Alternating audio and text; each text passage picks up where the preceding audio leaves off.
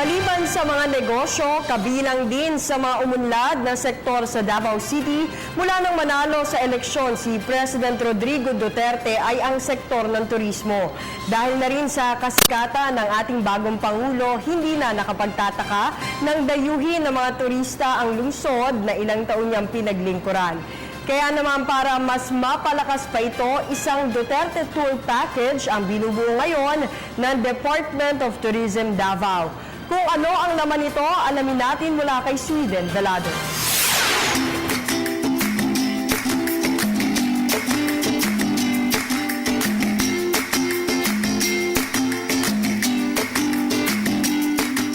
Hindi maitatangging tourism magnet na ngayon ang Davao City dahil bukod sa mga natatanging itong tourist attraction, patok na ring pasyalan ang mga lugar at kainan na paboritong puntahan ni Pangulong Rodrigo Duterte. Kaya't para mas palakasin ang turismo sa lugar ay isang Duterte Tour Package ang kasalukuyang binubuo ng Department of Tourism Davao. Papakita ko namin kung saan siya nakatira, ano yung mga projects niya like 911, itong mga ano kanyang mga charity works, including saan siya nag-opisina, at ano po yung parang talambuhay niya.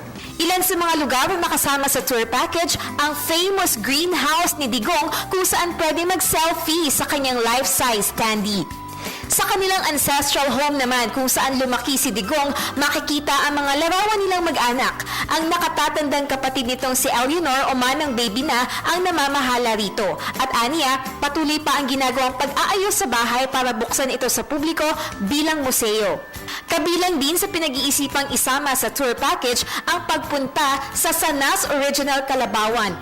Ito kasi ang paboritong kainan ni Duterte dahil sa masarap at malilamnan nitong tapang kalabaw na may kasama pang bottomless na sabaw.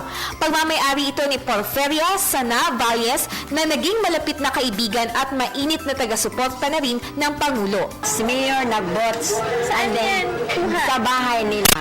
Okay. Because when they have na events there, we all invited. And then kung mayroon kami, dito naman sila. Upang malaman ang makulay na kwento at kasaysayan ng lugar na pinagmula ng bagong Pangulo ng Bansa na si President Rodrigo Roa Duterte ay kasama itong Museo Davaoenyo sa mga lugar na bibisitahin ng mga turista sa binubuong bagong Duterte Tour Package. Espesyal umano sa Pangulo ang museyong ito dahil naging malapit din sa puso ng kanyang yumaong ina ang proyekto. This is a project of Nanay Suling, which is the mother of Mayor Rodrigo Duterte, which is our president now. Bago kasi siya pumanaw, mayroon po siyang envision that every great city daw po must have a soul, embodied its museums and cultural heritage. Makikita sa loob ang lalim ng pagpapahalaga ni Digong sa mga tribong naninirahan sa lungsod ng Davao.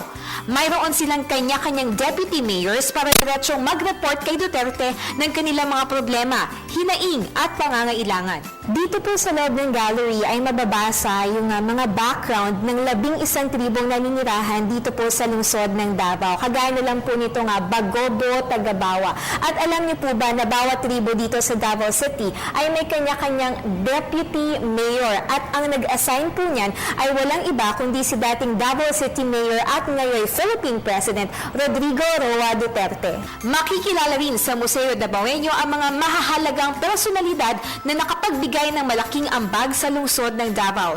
Ito naman po yung tinatawag nating Wall of Fame kung saan makikita yung mga larawan ng mga personalidad na nakatanggap ng Datu Bago Award. Ito yung pinakamataas na parangal na ibinibigay sa mga citizen heroes ng Davao City. At ilan nga po sa familiar names na ating nakita ay si Soledad Duterte o si Nanay Suleng, ang ina ng ating 16th President at yung kanyang itinilagang Presidential Advisor for Peace Process na si Jesus Dereza. Hindi pa pinal ang presyo ng nasabing tour package pero ayon sa DOT Davao ay less than 500 pesos lang ang tour fee at sa halagang ito ay kasama na ang bayad sa tour guide at bus.